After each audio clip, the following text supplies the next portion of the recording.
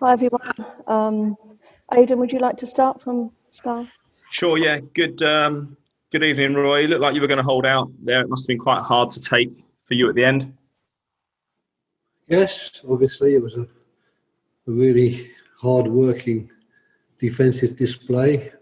I think maybe that in the second half, towards the end, we were slightly guilty of protecting that lead more than looking to go forward and increase the lead, especially after Batshuayi's disallowed goal. And unfortunately, these things happen. It was quite a big deflection that took the ball past Guaita and gave them the equalising goal, which, to be fair, I'm pretty sure that they will say they deserved.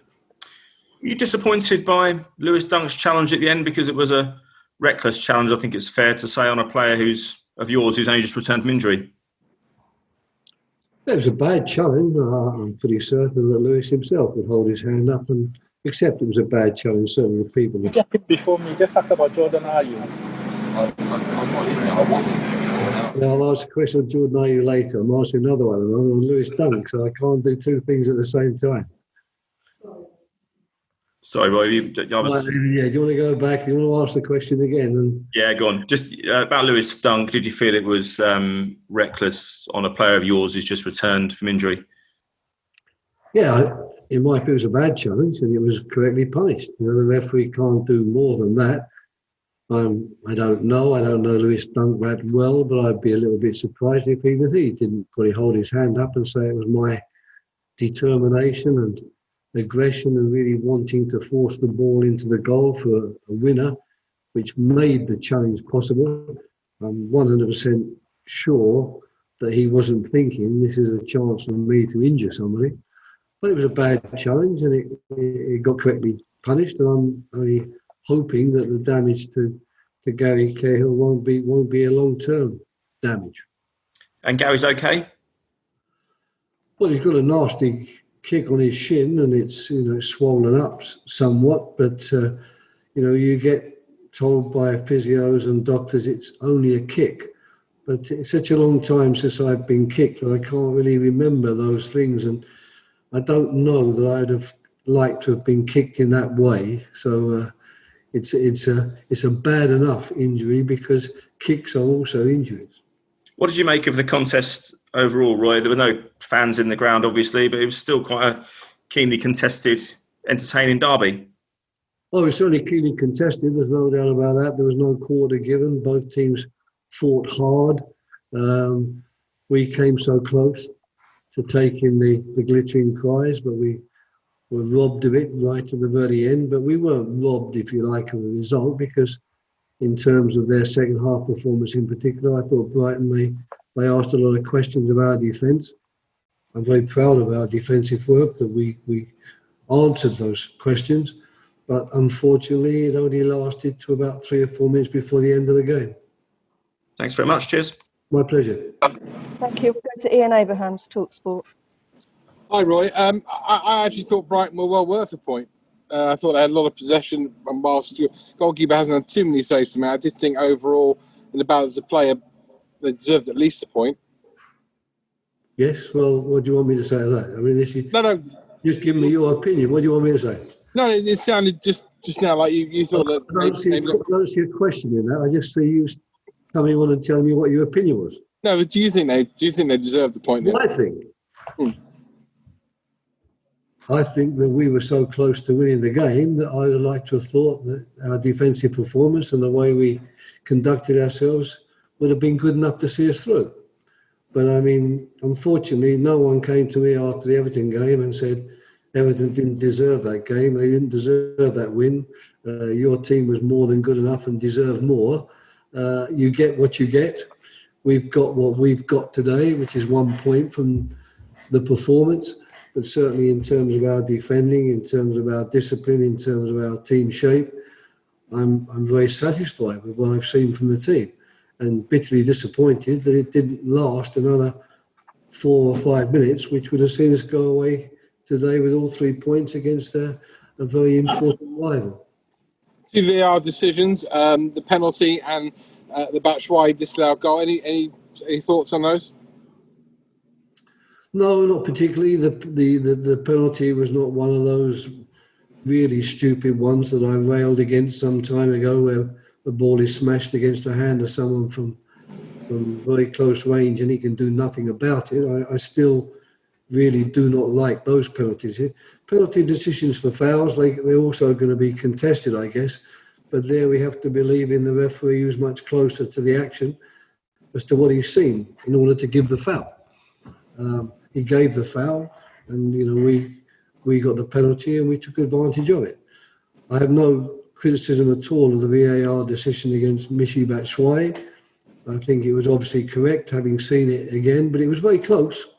And once again, you may have once played in a time where you get away with those things. Maybe the referee wouldn't quite have seen it, or the linesman, and maybe you'd have scored the goal. Today, to be fair, VAR can quite easily correct those type of VAR decisions. But I have a bit more sympathy with Liverpool and their two decisions yesterday, because obviously it's an awful lot harder in their two decisions to see whether it really was or it really wasn't. But as far as Mish is concerned, there was some daylight between him and the defender, and I have no qualms about the VAR disallowing it.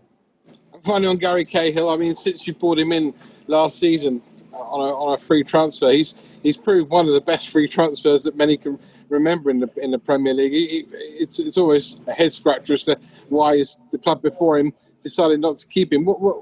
Just outline for us what he gives to you and your team. Well, first of all, he's a very, very good defender. His positional play is very good. He's exceptionally good in the air. He's a strong challenger for the ball, a very good blocker of the ball. And these are real defensive qualities that we don't talk about every day, because they aren't the so-called sexy qualities, but they are the qualities really, which means that you can keep clean sheets, because when the ball arrives in his area, he deals with it. He deals with it by winning the tackle, he wins the header, he gets in front of the attacker, he's good enough technically to clear the ball, etc., etc., etc. But he's also brought us leadership qualities. He's been very good leadership-wise. He's the best type of leader. He's the quiet leader that people don't see from row Z in the stand. He's the leader that people see on the training field week to week, and on the match day, they see him on the field of play. We're very fortunate. We have two very, very good leaders in that respect. Our club captain, Luka Milivojevic, and Gary Cahill, who I guess is a vice captain if he plays, and Luka doesn't, and even Scott Dan, who would also captain the team sometimes. Thank you. Thank you. Yeah, okay. Sam, can you introduce where you're from, please, Sam? Hi, Roy. Hi. How would you assess Brighton's performance today, and kind of how much they've improved since the last time you played them? I thought they were good, but I've got to be honest with you, it's not my job really to assess Brighton's performance. I don't like to assess the performance of other teams, because I think that's a dangerous thing to do. I've got no idea what Graham was asking his team to do. I've got no idea how Graham really set the team up to play, whether he's satisfied with what they achieved. It's a question for him. If the question is a simple one, do I think Brighton are a good team? I do think they are a good team, but I said that actually before the game as well. So I didn't actually need this game to prove to me that I was right in identifying them as a good team with many good players. Sure. So did the game kind of go how you expected it to, in terms of obviously Brighton had a lot of the ball and put your team under a lot of pressure? Well, we knew Brighton had a lot of the ball because they were a possession-based team. They passed the ball around a lot in their own half of the field. So we knew that would be probably likely to happen. Our worry was they would get through us and create clear goal scoring chances, either by playing through our midfield and our central defensive area, or getting the ball wide and scoring from crosses. That's what we defended very well against. We did not stop them passing the ball around in the back, so we always knew that if the game was actually going to be decided at the end by who's had most possession, we'd lose. But normally games are decided on which team has scored the most goals. And there we got within a few minutes from the end to actually coming away with all 3 points. Thank you very much. Are there any other questions, please? Yes, please, Joe. Jack. Is that Jack Ross? Hi, Roy. Blimey. Gary Cahill spoke on to Sky or the BBC, I think, about the performance being a bit too direct on the ball. Do you think you should have showed a bit more confidence in possession? And with, Gyro played well, but you couldn't quite get it up. It was more direct than perhaps you would have liked. And you said you were guilty of dropping off a bit too much. Was that down to the players, or was that from the coaching side and the game plan? Our game plan didn't have anything particular in relation to the two things you've mentioned there. We haven't got big centre forwards. We don't believe that our best way of scoring goals will be to whack balls forward. We wanted to get more possession. We wanted to be bolder and show more quality on the ball, which we did at times. The question is, would you like to shoot a bit more? Of course I would. But there's two teams playing there, and we were trying it, and they were trying to stop it. And sometimes that's how it goes. We work very hard on our possession in midfield and up front to try and create the goal chances. And we have good moments and lesser moments. But it always depends upon what the opponents are doing as well. So, if we didn't succeed as well as we would have liked today for certain periods of the game, that might be down to the fact that the pressurising was so good that we weren't able to do it. But we'll continue to work on it. And in the meantime, we'll lament the fact that we got so very, very close to 3 very good and very important points, and we didn't get them due to a deflected goal in the 80, whatever it was, minute. And just finally, I think someone tried to ask earlier, but could you explain Jordan Ayew's absence today, please? Yes, unfortunately tested positive in our last test on Friday for COVID.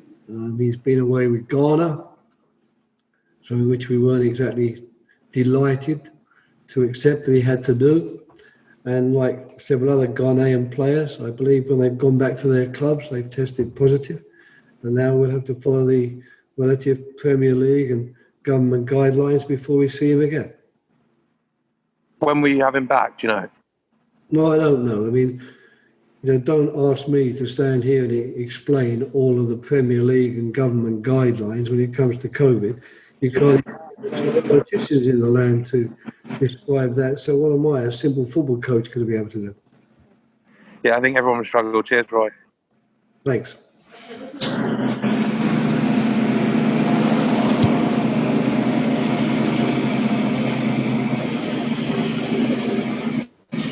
So, is there a question from Rahman Osman?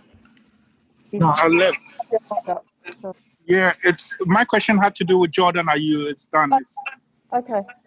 Is that everybody then? Oh, Joe Doyle from. Hi, Roy. I just wanted to ask, you said before the game that you wanted to see a performance from Will Starhar more like the one against Manchester United than the one against Chelsea. How did you rate his performance today? Well, I'm sorry, I don't wish to get involved in discussing the individual performances of players.